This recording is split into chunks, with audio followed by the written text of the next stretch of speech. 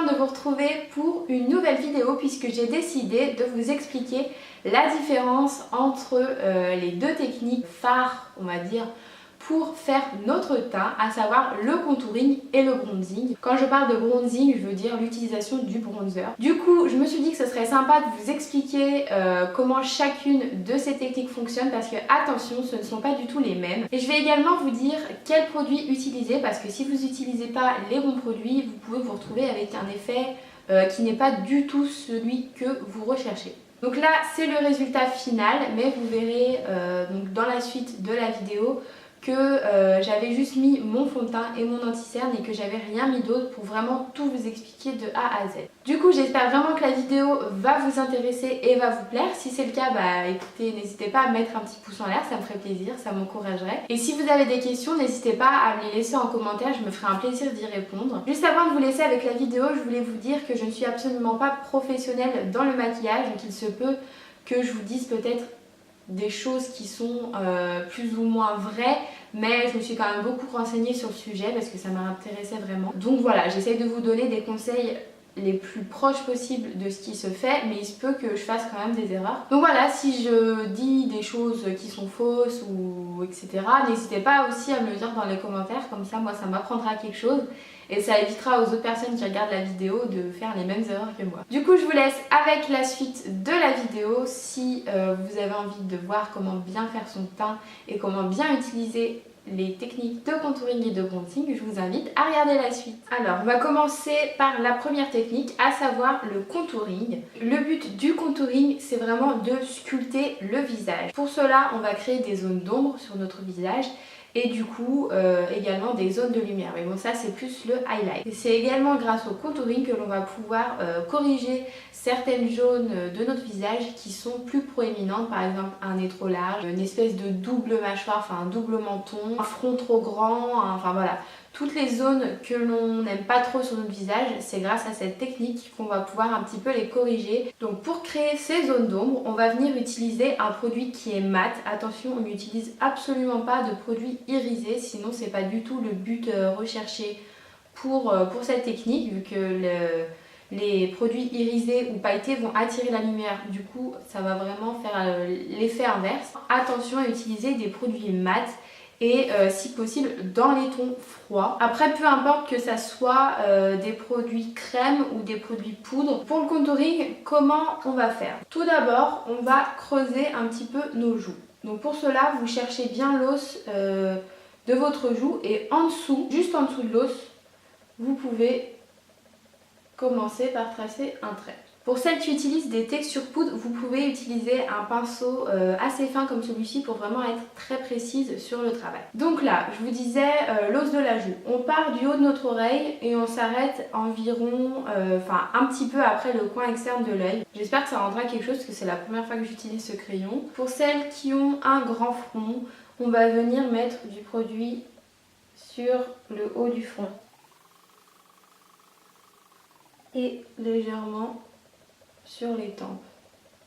Pour vraiment faire une mâchoire carrée, si vous avez une mâchoire assez ronde que vous voulez la rendre carrée, il faut vraiment tracer l'angle de la mâchoire pour que ça fasse ressortir le côté angulaire. Donc là je me suis loupée, donc voilà, et ici. Ensuite, il est également possible de faire un tout petit peu de contouring autour du menton, donc juste là, hop. Ensuite, pour celles qui ont un nez trop large, enfin qui le trouvent trop large comme moi, on va tracer de légers traits et vraiment parallèles autour de chaque côté de notre nez pour l'affiner.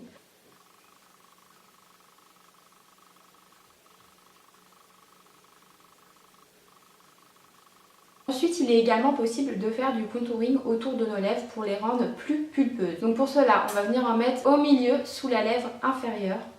Moi je crois que c'est inférieur, enfin la lèvre du bas. On en met vraiment au milieu, on ne revient pas jusqu'aux commissures. Et on peut en mettre juste au-dessus de l'arc de Cupidon. Vous savez, vous avez les deux petits traits qui rejoignent les narines à la bouche, je ne sais pas comment vous expliquer. Et vous avez, ça fait une espèce de vague et il faut mettre dans le creux de la vague.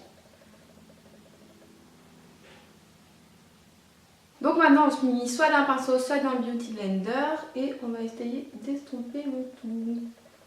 Et là j'ai super peur.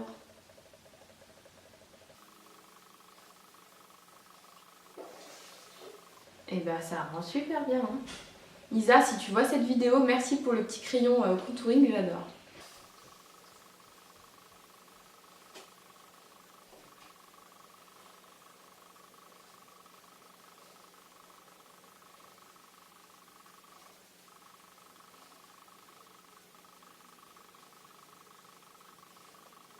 Pour celles qui veulent débuter dans le contouring, je vous conseille vraiment un stick de contouring. Je vous mettrai des liens en barre d'infos parce que j'en avais vu notamment chez Makeup Revolution. Donc pour celles qui veulent vraiment définir encore plus le creux de leurs joues, elles peuvent appliquer de la poudre blanche dessous ou un anti-cerne et l'estomper quoi, pour vraiment que ça fasse encore plus démarqué et plus creusé, mais moi je le fais jamais donc je vais m'arrêter là, je trouve que c'est déjà pas mal. Donc deuxième technique, il s'agit du bronzing, enfin j'appelle ça bronzing, je sais pas si ça s'appelle vraiment bronzing, mais c'est l'utilisation du bronzer. On va vraiment l'utiliser pour venir réchauffer notre teint. Là c'est complètement différent du fait de sculpter, puisque pour réchauffer notre teint, on va poser le produit sur toutes les zones qui sont attirées par le soleil, qui sont touchées par le soleil en premier lorsque vous bronzez. Donc il s'agit, comme vous l'aurez compris, des zones les plus bombées de votre visage. Donc pour le bronzing, on va utiliser un bronzer, hein, pas de grande surprise, mais là vous avez le choix. Vous pouvez prendre un bronzer irisé ou un bronzer mat et par contre il faudra plutôt que ça se situe dans les tons un peu plus chauds. Par exemple, moi je vais utiliser ce bronzer de la palette Définition d'Elsa Makeup parce que je trouve que c'est vraiment le bronzer parfait pour vous parler de cette technique là. Il est dans les tons chauds, il est un petit peu irisé et il a quelques paillettes, donc ça va être vraiment parfait pour réchauffer mon visage. Donc là je vais venir utiliser un pinceau biseauté comme ceci ou légèrement plus gros comme celui-ci, donc c'est type un petit peu pinceau blush. J'applique sur les zones vraiment très bombées de mon front. Donc là vous inquiétez pas, ça fait peur mais après on va estomper, hein. On va pas rester comme ça évidemment. Sur le menton, hop, le bout du nez, vraiment le bout du nez, hein, pas plus. Sur légèrement la mâchoire, très léger. Et sur un petit peu les pommettes.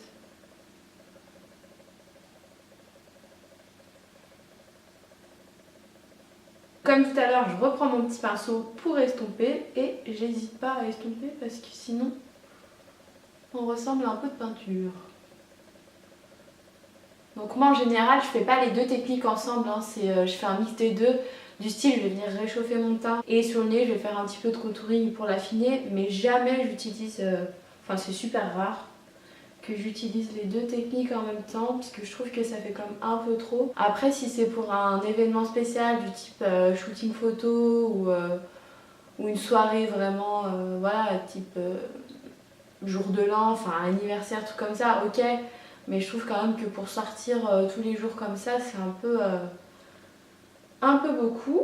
Je sais pas ce que vous en pensez, mais je trouve que ça fait quelque chose au teint. Je trouve que c'est moins cadavérique, ça apporte une petite touche de soleil, voilà. Je trouve que c'est vraiment joli. D'ailleurs, si vous avez un fond de teint qui est un peu trop clair pour votre carnation, ne vous inquiétez pas parce qu'avec cette technique, vous pourrez donner un effet moins cadavre. Du coup, c'est pas grave si c'est une teinte en dessous, enfin vous pourrez rattraper le coup en mettant du bronzer. Donc pour finir, on va venir mettre du blush. Donc là, j'utilise un Love Flush de chez Too Faced que j'ai en teinte Baby Love pour celles que ça intéresse. Juste pour donner un petit peu de couleur.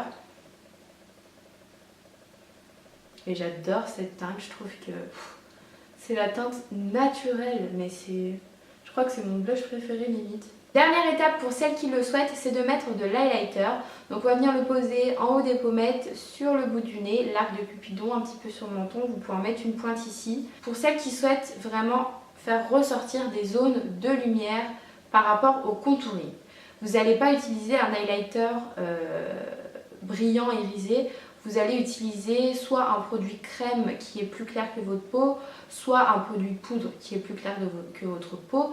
Et vous allez pouvoir contrebalancer avec ce que vous avez fait pour le contouring. Donc là pour l'highlighter, je vais venir prendre la palette Flashlight d'Elsa Makeup parce que c'est des produits crème que je travaille au doigt et je trouve que ça fait vraiment super naturel, ça apporte Ça attire la lumière mais de façon très naturelle, donc j'adore. Je vais venir l'appliquer au-dessus des pommettes, donc là où on a mis le blush, juste au-dessus, et remonter un petit peu au-dessus du sourcil.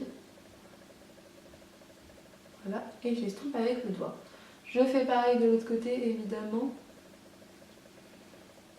J'en mets sur l'arc de Cupidon, sur le bout du nez, mais au-dessus de là où on a mis le bronzer.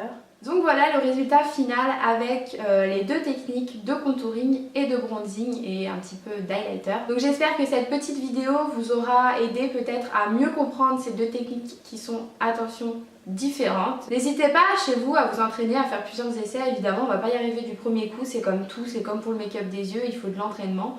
Donc voilà, ça va pas venir tout de suite, mais j'espère en tout cas que ça aura pu vous aider. J'espère aussi que la vidéo vous aura plu. Du coup, je vous retrouve la semaine prochaine dans une nouvelle vidéo. D'ici la semaine prochaine, et ben, je vous fais plein de gros bisous, bye bye.